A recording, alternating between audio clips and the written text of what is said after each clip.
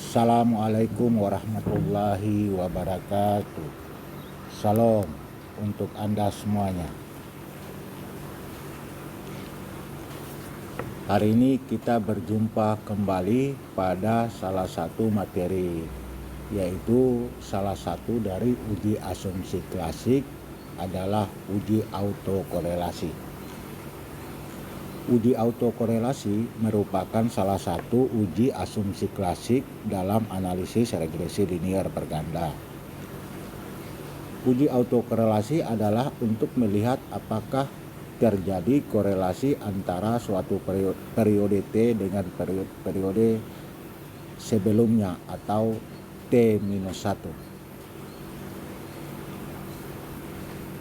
Secara sederhana adalah bahwa analisis regresi adalah untuk melihat pengaruh antara variabel bebas atau variabel X terhadap variabel terikat atau variabel Y.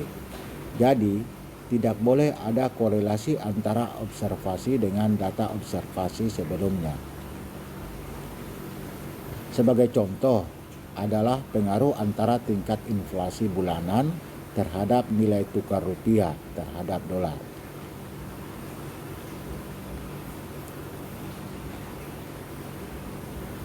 Data tingkat inflasi pada bulan tertentu, katakanlah bulan Februari, akan dipengaruhi oleh tingkat inflasi bulan Januari atau bulan sebelumnya. Berarti terdapat gangguan autokorelasi pada model tersebut. Contoh lain, pengeluaran rutin dalam suatu rumah tangga.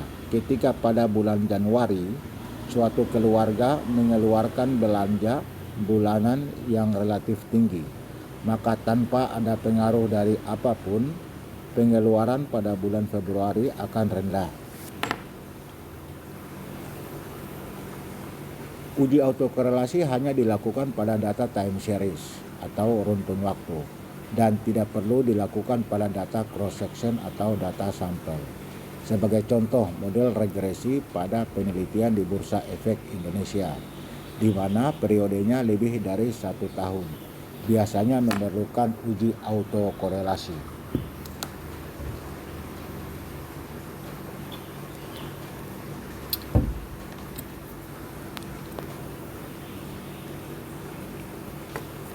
Beberapa uji statistik yang sering dipergunakan adalah uji Durbin-Watson atau uji dengan run test. Dan jika data observasi di atas 100 data, sebaiknya menggunakan uji Lagrange multiplier.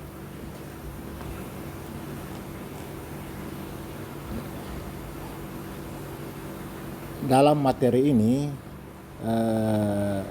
digunakan uji Durbin-Watson, di mana uji Durbin-Watson sendiri adalah cara atau salah satu cara untuk mendeteksi ada atau tidaknya autokorelasi, di mana model regresi linear berganda terbebas dari autokorelasi jika nilai Durbin-Watson hitungnya terletak di daerah tidak ada autokorelasi positif dan negatif atau mendekati angka 2 menurut Resfeld dan Sunaryanto 1994. Baik, kita lanjut pada slide berikutnya.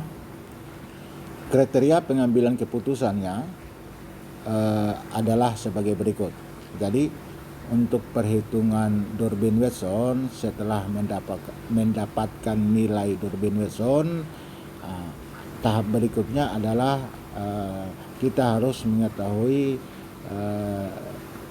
kriteria dari pengambilan keputusan, apakah data kita itu berada di daerah penerimaan H0 atau HA. Nah, ada 3 kriteria yang perlu harus kita tahu. Yang pertama atau A adalah di mana nilai Durbin-Watson itu antara DL dan DU atau di antara 4 kurangi DU dan 4 kurangi DL. hasilnya tidak dapat disimpulkan karena berada pada daerah yang tidak meyakinkan atau inklusif. Yang kedua, jika nilai dari Durbin-Watson antara DL dan DU berarti ada autokorelasi positif atau nilai Durbin-Watsonnya lebih besar dari 4 kurangi DL, berarti ada autokorelasi negatif. Dan yang poin ketiga atau poin C, apabila nilai Durbin-Watsonnya terletak antara batas atas dan 4 kurangi DU atau dengan kata lain adalah antara nilai Durbin-Watson antara DU dan 4 kurangi DU berarti tidak terdapat autokorelasi. Nah, dari 3 kriteria ini tentu bagi seorang peneliti dia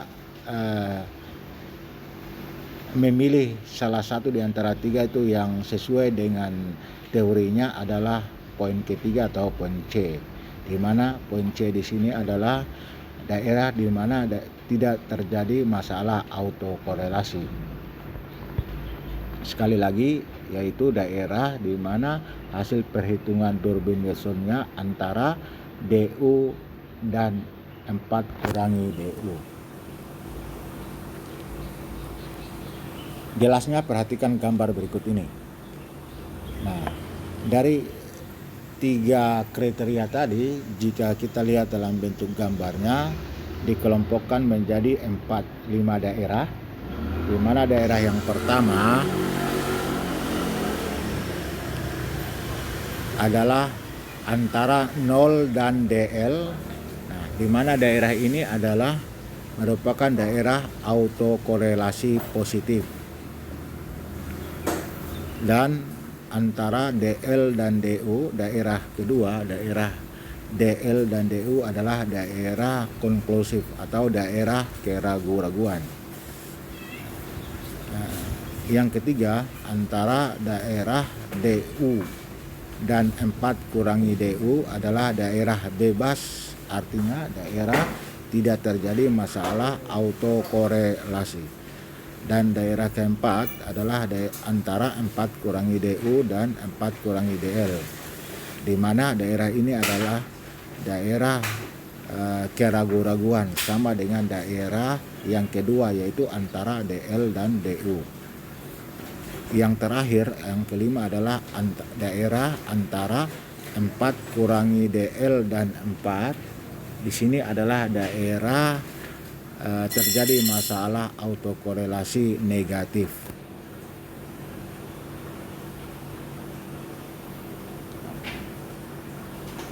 Berikut ini adalah contoh daripada tabel Durbin-Watson. Nah, jadi perlu guys mengetahui bahwa setelah perhitungan nilai Durbin-Watson, selanjutnya kita menentukan nilai dari DL dan DU yang tadi sesuai dengan beberapa kriteria tadi. Nah, maaf, kita lanjut lagi.